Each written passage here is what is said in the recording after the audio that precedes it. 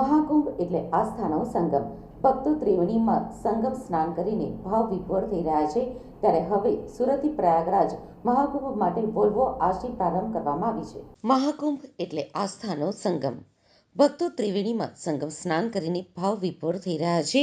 ત્યારે ગુજરાતીઓ પાછા કેમ પડે અને મોટી સંખ્યામાં કુંભ મેળામાં ગુજરાતીઓ પણ ઉમટી પડ્યા છે. ભક્તોને પૂરતી સુવિધા મળી રહે તે માટે ગુજરાત સરકારે ખાસ વ્યવસ્થા કરી આપી છે અને મોટા મહાનગરોમાંથી અલગ અલગ વોલ્વો બસ ઉપાડવામાં આવી રહી છે. હવે સુરતથી પ્રયાગરાજ મહાકુંભ માટે પણ વોલ્વો બસનો આજથી પ્રારંભ કરવામાં આવ્યો છે.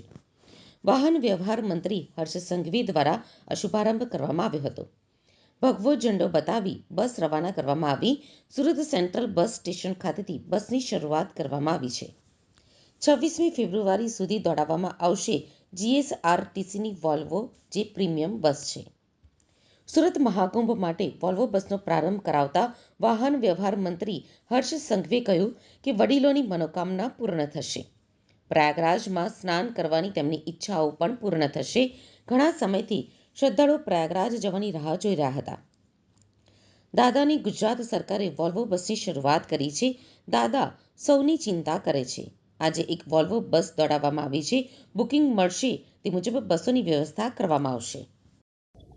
ગુજરાતના લોકપ્રિય મુખ્યમંત્રી આદરણીય શ્રી ભૂપેન્દ્રભાઈ પટેલના માર્ગદર્શનમાં ટુરિઝમ વિભાગ અને જીએસઆરટીસી દ્વારા ગુજરાતના સૌ ભાવિ ભક્તો માટે ગુજરાતના વિવિધ શહેરોમાંથી પ્રયાગરાજ મહાકુંભની આસ્થામાં ડૂબકી મારી શકે તે માટે અત્યાધુનિક વોલ્વો બસની શરૂઆત કરવામાં આવી છે.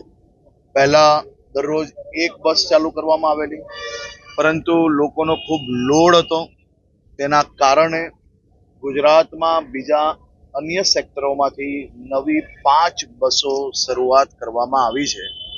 આ બુકિંગ મહત્તમ કાલ અને પરમ દિવસથી મોટાભાગની બસો બુક થઈ ગઈ છે અને બાકી બી વ્યવસ્થાઓ લોકોને મળી શકે તે માટે રાજ્ય સરકાર દ્વારા વિવિધ પ્રયાસો થકી વધુમાં વધુ સુવિધાઓ લોકોને આપી શકે. આજે આપણે જોયું હશે કે અનેક વડીલો એમની જે ખાસ કરીને જે મનોકામનાઓ છે એ મનોકામનાઓ પૂર્ણ કરી શકે તે માટે રાજ્ય સરકારે, દાદાની આ સરકારે આ બધા જ વડીલોની આસ્થા, મનોકામનાઓ પૂરી થઈ શકે તે માટે આ અત્યાધુનિક અને બધી જ વ્યવસ્થાઓ નાગરિકો માટે કરતી આવી છે અને હજી બી જરૂર પડશે તો જરૂરથી વધુ વ્યવસ્થાઓ કરવામાં આવશે. સુરતથી કેટલી બસ રોજ થશે? સુરતથી દરરોજ 2 બસોનું આયોજન કરવામાં આવ્યું છે. આજે જે પહેલો દિવસ હતો તેમાં જેટલી સંખ્યા હતી એના કારણે બીજી બસ ચાલુ નથી કરી, પરંતુ બુકિંગ આવશે અને લોકોને જરૂરિયાત હશે એટલી બસો જરૂરથી ચાલુ કરવામાં આવશે. મુખ્યમંત્રી શ્રીનો નિર્દેશ કે રાજ્યના સૌ નાગરિકોની મનોકામનાઓ પૂરી થાય, સૌ વડીલો પોતપોતાના પરિવારજનો જોડે આ મહાકુંભની આસ્થામાં ડૂબકી મારી શકે તેવી વ્યવસ્થાઓ જીએસઆરટીસી વિભાગ દ્વારા નિરંતર રૂપે કરવામાં આવે. તો દરરોજ 2 વોલ્વો બસ દોડાવવાનું આયોજન કરવામાં આવ્યું છે. સવારે 6 અને સવા 6 કલાકે એમ 2 બસો દોડાવાશે, જે સીધી જ પ્રયાગરાજ જશે. પ્રયાગરાજ મહાકુંભમાં જવા ઈચ્છતા શ્રદ્ધાળુઓ માટે રાજ્ય સરકારની બસ સેવાનો પ્રારંભ કરવામાં આવ્યો છે. આપ સૌને વિનંતી છે કે જે કંઈ પ્રશાસન દ્વારા જે માહિતી આપવામાં આવે એ માહિતીનું સંપૂર્ણ રીતે પાલન આપણે લોકોએ કરવું જોઈએ, જેથી કોઈ પણ પ્રકારની બીજી તકલીફ પડે નહીં. રસ્તામાં આવતી જતા 2 દિવસ તમારું રાત્રિ રોકાણ માટે રસ્તામાં વ્યવસ્થાઓ હોટલમાં કરવામાં આવી છે.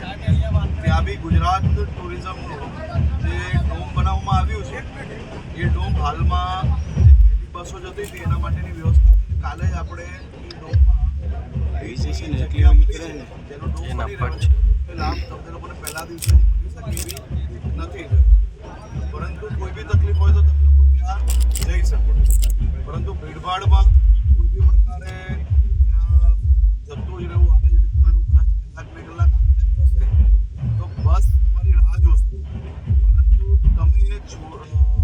ભાગાદોડીમાં તમે કોઈ બી પ્રકારે જતા અજય સારી પોઝિશનમાં છે. વિનંતી છે.